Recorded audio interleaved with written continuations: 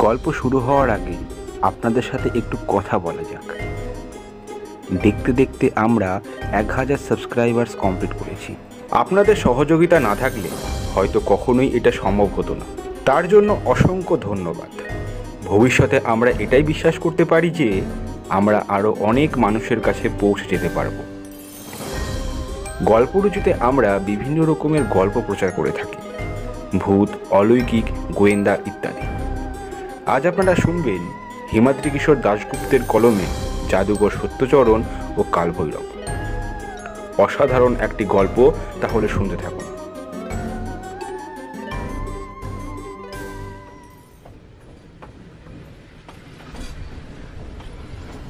রাতের ট্রেনে ঘুম আসে না চন্দনের। একটা বিলিতি পেপার ব্যাগ পড়ছিল সে। ভূতের গল্পের বই। 3 টায়ার কুপেটা পুরো ফাঁকা।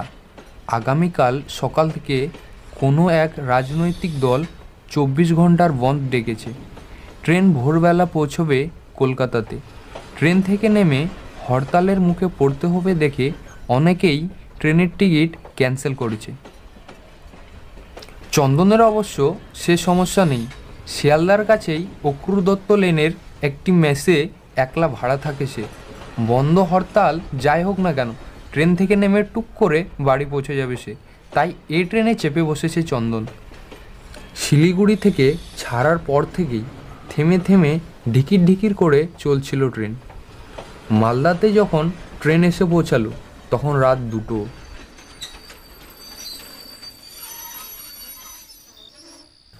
বইয়ের থেকে মুখ তুলে কাচের জানলার ফাঁক দিয়ে জানলার বাইরে তাকালো চন্দন।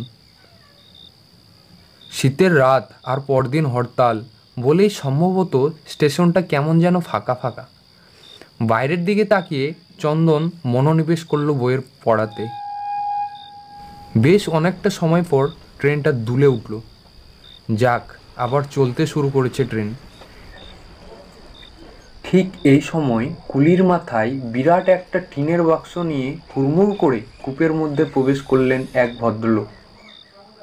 কুলি মাথা থেকে টিনের বড় বাক্সটা মাটিতে নামিয়ে ভদ্রলোকের হাত থেকে টাকা নিয়ে দৌড় লাগালো ট্রেন থেকে নামার জন্য। বাক্সটার উপর চোখ পড়তেই বেশ একটু অবাক হলো চন্দন। কালো রঙের বাক্সটার ডালার উপর সাদা রং দিয়ে একটা খুলি, যার আড়াআড়িভাবে 2টো হাড় আঁকা আছে, অনেকটা বিপদ চিহ্নের মতো। বাক্সটার মধ্যে বিস্ফোরক বা বিপজ্জনক কিছু আছে নাকি? মনে মনে ভাবল চন্দন। সে এবার তাকালো তার ঠিক মুখোমুখি বসে থাকা লোকটার দিকে। শ্যামবর্ণ, ঢ্যাঙা শিরিঙে চেহারা, তীক্ষ্ণ পাতলা নাকের নিচে যত্নে ললিত সরু গোঁফ। ভদ্রলোকের আঙ্গুল ভর্তি নানা রঙের আংটি, পরনে সাদা ট্রাউজারের উপর পুরনো লাল কোট, গলাতে একটা কালো সিল্কের রুমাল বাঁধা। ভদ্রলোকের সাথে চোকাচোকি হতেই তিনি হেসে বললেন, কি ভাবছেন? আমার এই বাক্সতে ডিনামাইট বা বিস্ফোরক আছে নাকি? চন্দন মৃদু হেসে বলল, কিভাবে বুঝলেন আমি একথা ভাবছি? ভদ্রলোক তার মাথার পেতে আছাড়ানো চুলে একবার হাত বুলিয়ে নিয়ে বললেন, থট রিডিং মশাই, থট রিডিং। এটা আমার পেশার একটা অঙ্গ। 25 বছর এই লাইনে কেটে গেছে মশাই। চন্দন বলল, এই লাইন মানে? ভদ্রলোক চন্দনের প্রশ্ন শুনে কোটের পকেট হাতড়ে একটি ভিজিটিং কার্ড বের করে সেটা এগিয়ে দিলেন চন্দনের দিকে। চন্দন কার্ডটা হাতে নিয়ে দেখল তাতে ইংরেজি হরফে লেখা, S Putitundi, the great magician, Houdini of India.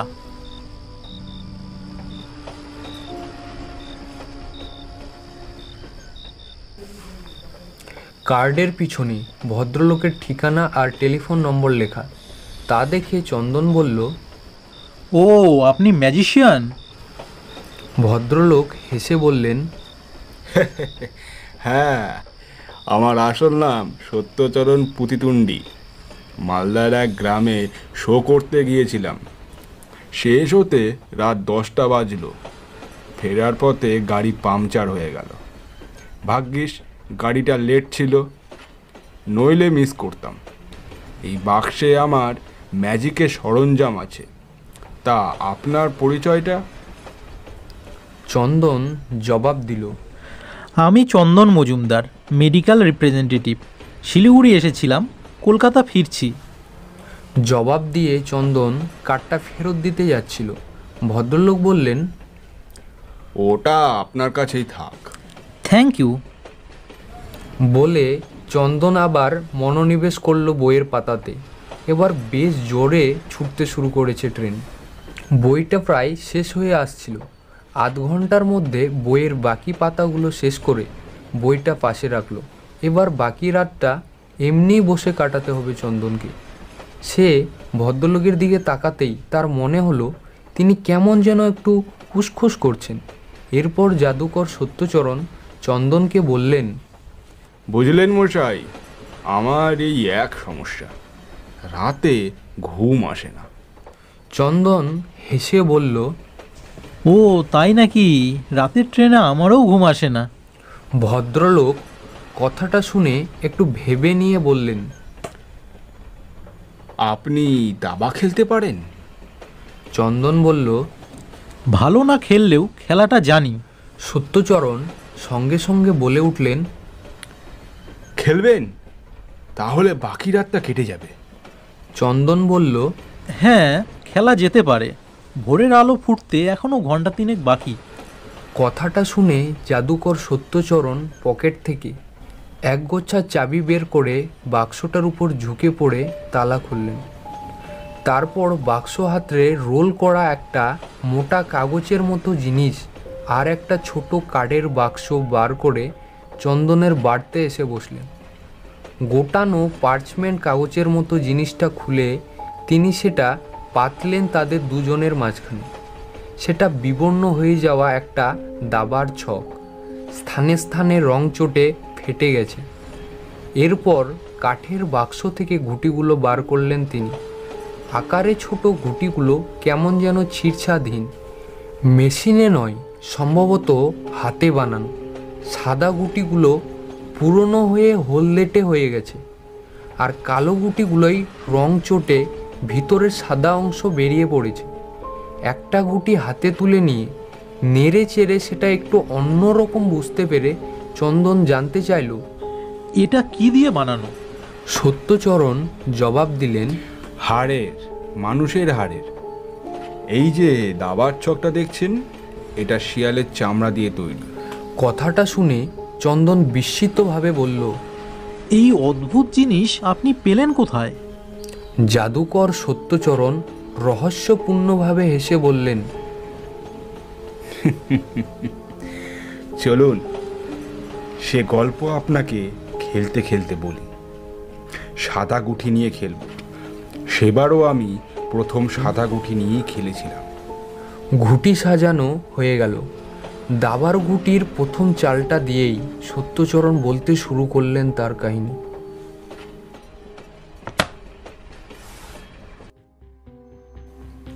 তখন আমার বছর 25 বয়স হবে। আমার গুরু হংসরাজের কাছে বছর 3 শিক্ষানবিশ হিসেবে কাটিয়ে তার নির্দেশে একলা এ পেশায় নেমে পড়েছি। বেড়ে লোক ছিল হংসরাজ। তিনি ছিলেন স্ট্রিট ম্যাজিশিয়ান, যাকে বলে বাজিকর। জানেন তো, রাস্তাতে জাদু দেখানো সবচেয়ে কঠিন ব্যাপার। পিঠে একটা ঝোলানি সারা ভারতবর্ষ চষে বেরিয়েছেন তিনি। নেপাল, বার্মাতেও গিয়েছিলেন। তার ঝুলিতে যে কত অভিজ্ঞতা ছিল তার ঠিক নেই। আর তেমনি ছিল তার হাত সাফাইয়ের খেল। লোকে বলতো ইচ্ছে করলেই নাকি তিনি 2 হাত দিয়ে আস্ত মানুষকে হাফিস করে দিতে পারতেন। আর অসম্ভব ভালো থট রিডিং জানতেন হংস।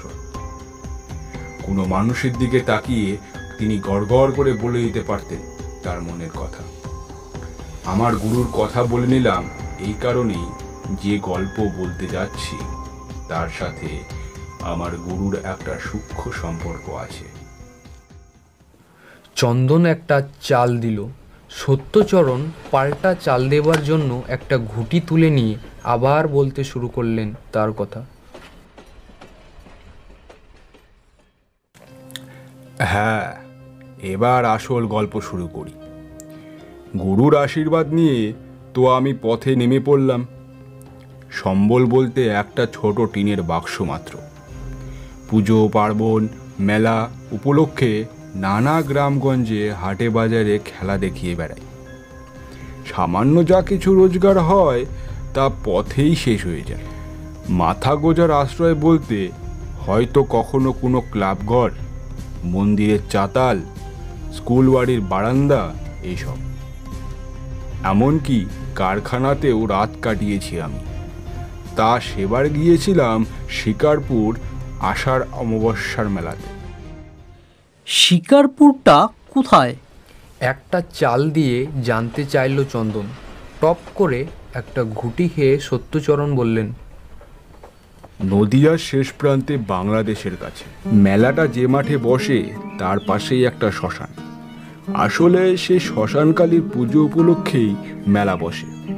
দূর দূরান্ত থেকে গ্রামের মানুষেরা আসে সেখানে। আমি তার আগে কোনোদিন ও মেলাতে যাইনি। একজনের থেকে খবর পেয়ে সেবার প্রথম গিয়েছিলাম মেলাতে। আমি যখন বেলা 10টা নাগাদ মেলার মাঠে পৌঁছালাম, তার আগেই মাঠের আসল জায়গাগুলো দখল করে নিয়েছে অন্য ব্যবসায়ীরা। তাঁবু, ঘেরা এসব বসিয়ে ফেলেছে।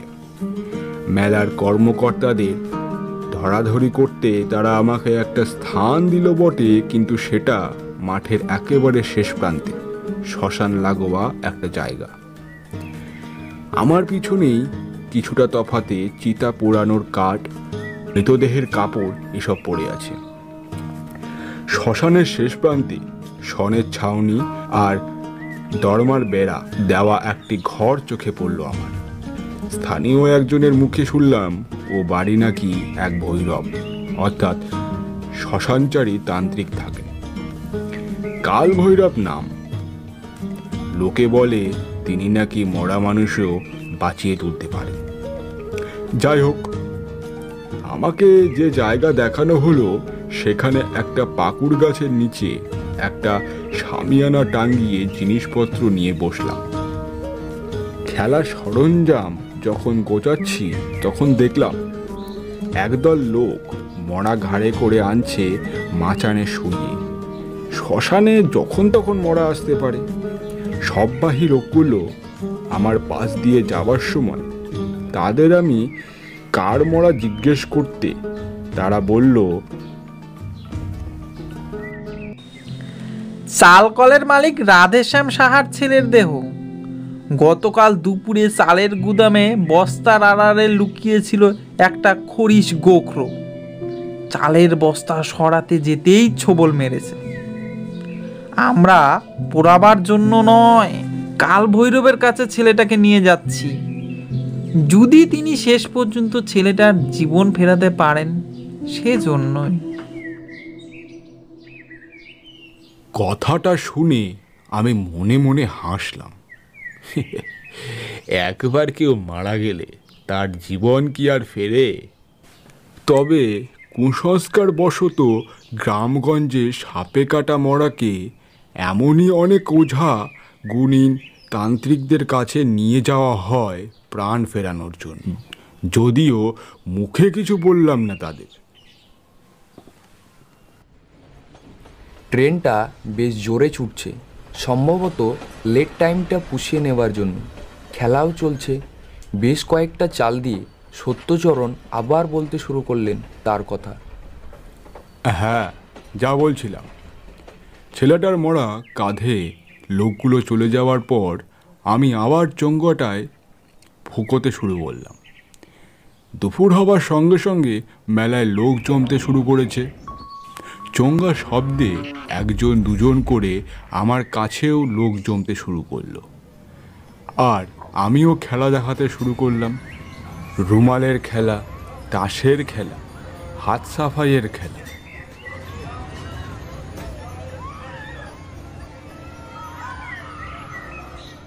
একসময় খেলা বেশ ধীরে ধীরে জমে উঠল। বেলা গড়াতে লাগলো বিকেলের দিকে, কিন্তু বিকেল 4টে নাগাদ হঠাৎই ধীরে ধীরে আকাশ কালো হতে শুরু করলো। ভরা বিকেলেই যেন নামতে শুরু করলো রাত্রির অন্ধকার। খেলা ভেঙে গেল। লোকজন মাঠ ছেড়ে সব ছুট লাগালো আসন্ন বৃষ্টি থেকে মাথা বাঁচানোর জন্য। আমিও আমার জিনিসপত্র গুটিয়ে কোথাও পালাবো ভাবছিলাম, কিন্তু তার আগেই বৃষ্টি নেমে গেল। সে কি প্রচণ্ড বৃষ্টি, আর তার সাথে কান ফাটানো বাজের গর্জন। পৃথিবী যেন রসাতলে যাবে। পাকুড় গাছটার গুড়ির নিচে কোদালের মতো এক জায়গাতে কোনো রকমে জিনিসপত্র আগলে ধরে বৃষ্টি থেকে বাঁচার চেষ্টা করতে লাগলাম আমি। 1 ঘন্টা, 2 ঘন্টা, 3 ঘন্টা বৃষ্টি থামার বিরাম নেই। অমন বৃষ্টি জীবনে আমি কখনো দেখিনি। সত্যি অন্ধকার নেমে গেছে তখন। আমি গাছের তলাতে বসে রইলাম। তখন আনুমানিক 8টা বাজে। বৃষ্টিটা মৃদু ধরে এলো। আমি ভেবে নিলাম এই সুযোগেই আশ্রয় খুঁজে নিতে হবে। কাছাকাছি গ্রামে কারো বাড়িতে বা মন্দিরের চাতালে যদি আশ্রয় পাওয়া যায়। আমি ইতিমধ্যে জলের ছাটে প্রায় ভিজে গেছি। কর্তব্য স্থির করে আমি উঠে দাঁড়াতেই হঠাৎ আমার সামনে এসে দাঁড়ালো একটা লোক। বিদ্যুতের আলোতে আমি তাকে দেখলাম। রক্তাম্বর পরা, জটা জুটধারী একটা লোক। গলায় হাতে অনেকগুলো তাবিজ কবজ আছে। একটা কচু পাতা সে নিজের মাথায় হাতার মতো ধরে রেখেছে। আমার উদ্দেশ্যে সে প্রশ্ন করল, কোথা থেকে আসছো তুমি? আমি তাকে আমার পরিচয় দিয়ে জানতে চাইলাম, এখানে রাত কাটাবার জন্য কোনো আশ্রয় আছে? আমার কথা শুনে লোকটা অদ্ভুত প্রশ্ন করল, তুমি দাবা খেলতে জানো? আমি অবাক হয়ে বললাম, হ্যাঁ, অল্প স্বল্প জানি। কেন বলুন তো? লোকটা জবাব দিল, আমার নাম কাল ভৈরব। ওই যে শ্মশানের শেষ মাথায় আমার বাড়ি। আজ রাতে আমি দাবা খেলার জন্য একটা লোক খুঁজছি।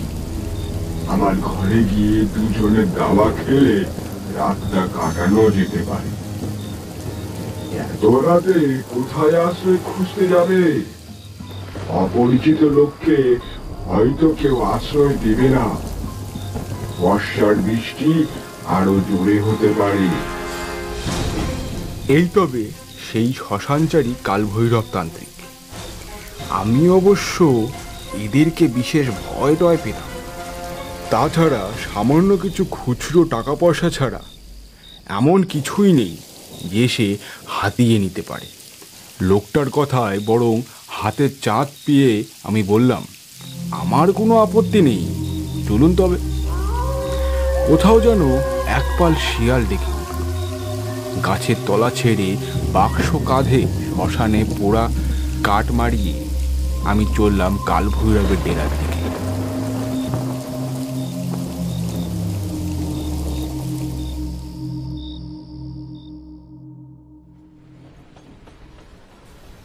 এই বলে থেমে গেলেন সত্যচরণ। জাদুকর সত্যচরণের গল্প শুনতে শুনতে একটু মনসংযোগ নষ্ট হয়েছিল চন্দনের। একটা ভুল চাল দিয়েছিল সে, আর সেই সুযোগটাকে কাজে লাগিয়েই সত্যচরণ একটা গজ দিয়ে চন্দনের মন্ত্রীটাকে উড়িয়ে দিলেন। উভয় পক্ষকে কিছু সময় ধরে নিশ্চুপভাবে ঘুঁটি চালার পর আবার তার অসমাপ্ত কাহিনী শুরু করলেন সত্যচরণ পুতিতুণ্ডী। কালভৈরবের পিছন পিছন তার ডেরাতে গিয়ে ঢুকলাম আমি। একটাই ঘর, তবে ঘরের একপাশে দরমার বেড়া দিয়ে একটা পার্টিশন করা আছে। ঘরের মধ্যে একটা তেলের কুপি জ্বলছে। মাটির মেঝেতে একটা তালপাতার মাদুর বিছানো। ঘরের মধ্যে যেন কেমন একটা মৃদু পুঁতি গন্ধ আছে। মাদুরটা দিয়েই তান্ত্রিক আমাকে বললেন, তুমি এখানে বসো, আমি দাবাটা আনি। এই বলে তিনি দরমার বেড়ার ওপাশে চলে গেলেন। বাক্সটা মেঝেতে নামিয়ে মাদুরে বসলাম আমি। আর তারপরেই আমার চোখ পড়ল ঘরের একপাশে মাটিতে শোয়ানো একটা চাদর ঢাকা দেহের উপর।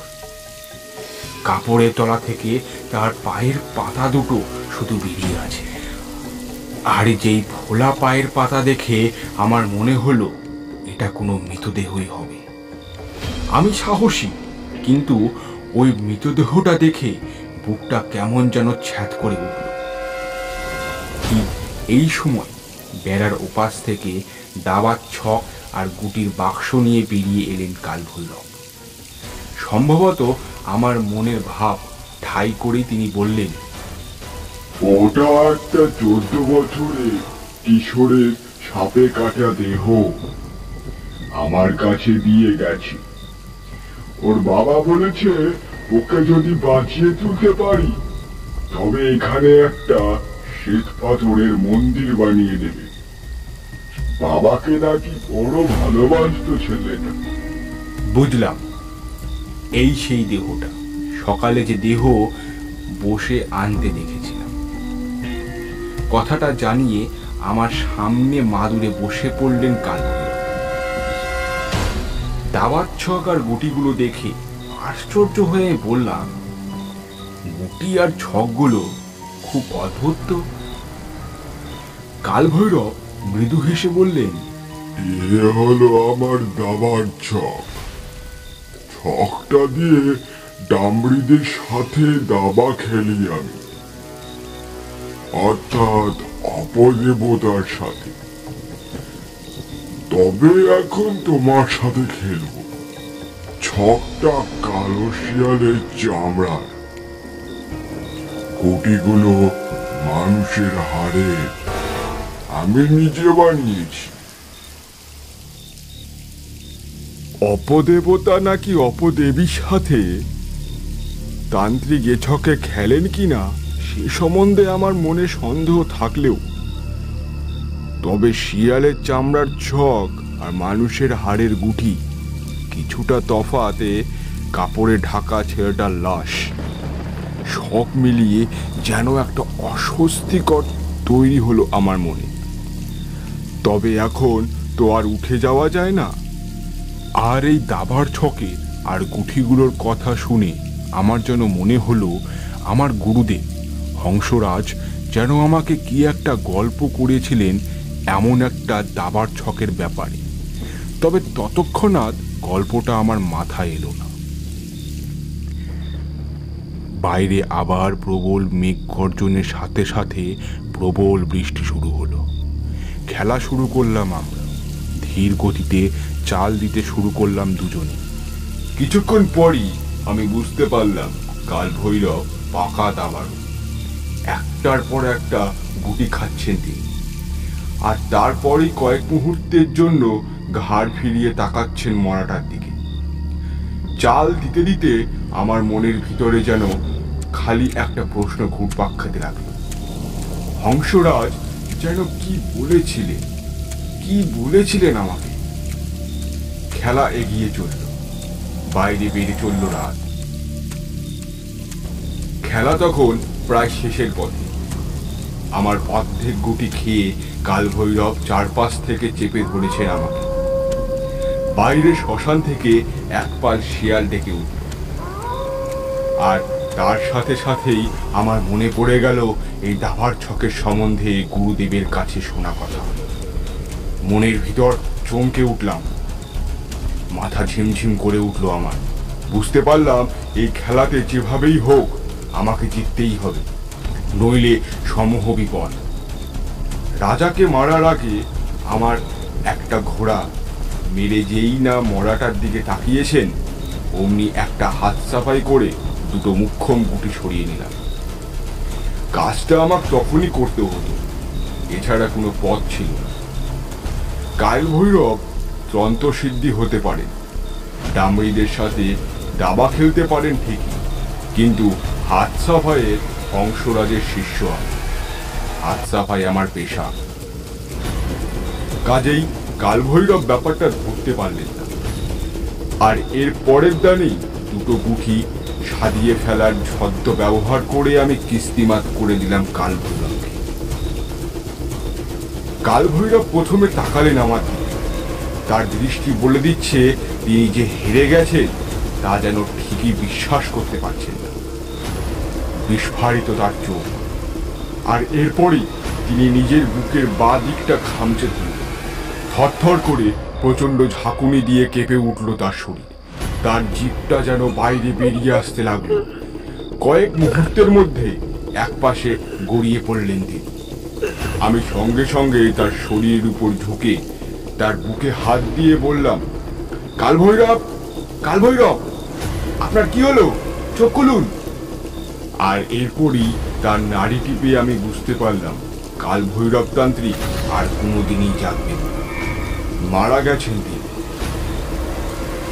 কালভৈরবের হাতটা আমি মাটিতে নামিয়ে রাখছি, আর ঠিক সেই মুহূর্তেই একটা খড়খড় শব্দ শুনে একপাশে তাকালাম। আমি যা দেখলাম তাতে আমার শরীর রক্তহীন হয়ে গেল, যেন পাথর হয়ে গেলাম আমি।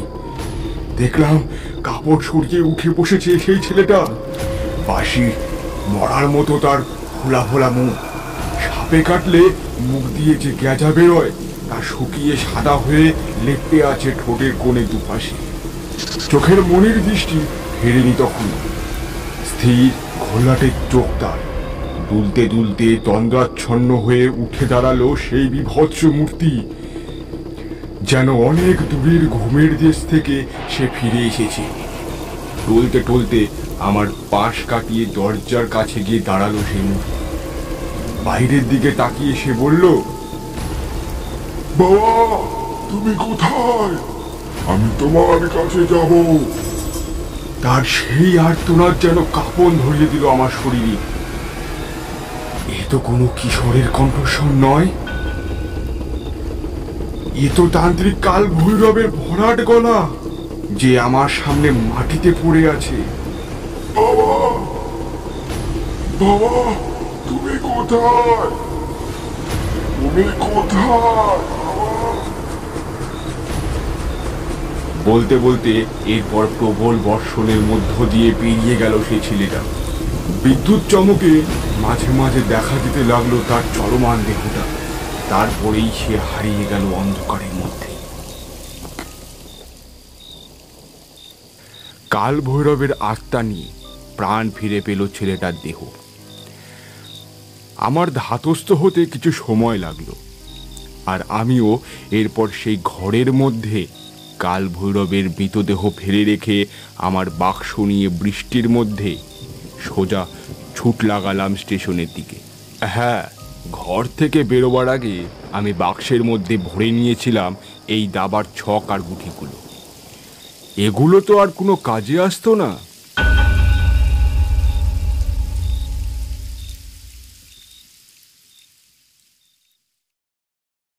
গল্প শেষ করলেন সত্যচরণ। চন্দন এতক্ষণ ধরে দাবা খেলতে খেলতে তার এই অদ্ভুত বিস্ময়কর গল্প শোনার পর বিস্মিতভাবে জানতে চাইল, কিন্তু আপনাদের দুজনের দাবা খেলার সাথে কালভৈরবের মৃত্যু বা ছেলেটার বেঁচে ওঠার সম্পর্ক কি? জাদুকর সত্যচরণ বললেন, আছে আছে, আমার গুরু হংসরাজের মুখ থেকেই আমি প্রথম শুনেছিলাম এই ছকের গল্প। তার বলা এই ছকের গল্প কালভৈরবের সাথে খেলার সময় মনে পড়ে যাওয়াতে দাবার গুঠির হাত সাফাই করে সে যাত্রায় বেঁচে গিয়েছিলাম আমি। নইলে হয়তো শিকারপুরে কোনো চালের আড়তে অন্যের শরীরে জীবন কাটাতে হতো আমাকে। হংসরাজ আমাকে এই ছকের ব্যাপারে যা বলেছিলেন তা হলো বিশেষভাবে প্রস্তুত এই দাবা অথবা পাশার ছককে বলে প্রেত ডামরির ছক। তন্ত্র সাধনার মাধ্যমে প্রস্তুত এই ছক নিয়ে মৃতদেহের পাশে খেলতে বসতে হয়। খেলাতে যে পরাজিত হয় তার আত্মা প্রবেশ করে মৃতদেহের শরীরে, জীবন ফিরে পায় সেই দেহ।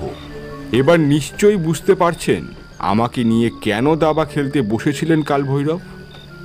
কথাগুলো বলে দাবার শেষ চালে চন্দনকে কিস্তিমাত করে সত্যচরণ জিজ্ঞেস করলেন, কেমন লাগলো গল্পটা? চন্দন বলল, বেশ ভালো, তবে এমনও তো হতে পারে যে কালভৈরব হার্ট অ্যাটাক করে হঠাৎ মারা গেছিল, আর ছেলেটা হয়তো আসলে জীবিতই ছিল। পরে খোঁজ নিয়েছিলেন ছেলেটার? ছক আর দাবার গুটি গুছিয়ে বাক্সে ভরে জাদুকর সত্যচরণ পুতিতুণ্ডি বললেন, পাগল নাকি? জীবনে আর শিকারপুর মুখো হয়নি। যদি সে আমাকে চিনে ফেলে, পরে গুঠি সরানোর ব্যাপারটা বুঝতে পেরে থাকে, এই ভয়ে সেই দিকে যায়নি। এই বলে চুপ করে গেলেন তিনি। চন্দন আর কোনো তর্ক করল না তার সাথে। চুপ করে জানালার বাইরের দিকে তাকিয়ে রইল। দুরন্ত গতিতে ছুটে চলেছে ট্রেন। শেষ রাতের দিকে বর্ধমানের কাছে গাড়ি পৌঁছতেই সত্যচরণ উঠে দাঁড়িয়ে বাক্সটা তুলে নিয়ে হেসে বললেন, আমি বর্ধমানে নামবো। আগামীকাল একটা শো আছে। কলকাতাতেই তো আমাদের দুজনের বাড়ি। কার্ডে ঠিকানা লেখা আছে। চলে আসুন একদিন আমার বাড়ি। আমার এ বাক্সে আরও এমন অনেক অদ্ভুত গল্প আছে। চলে আসুন তাহলে। চন্দন হেসে বলল, হ্যাঁ, আসবো। তার জাদুকরি গল্পের বাক্স নিয়ে বাইরে বেরিয়ে গেলেন সত্যচরণ পুতিতুণ্ডি।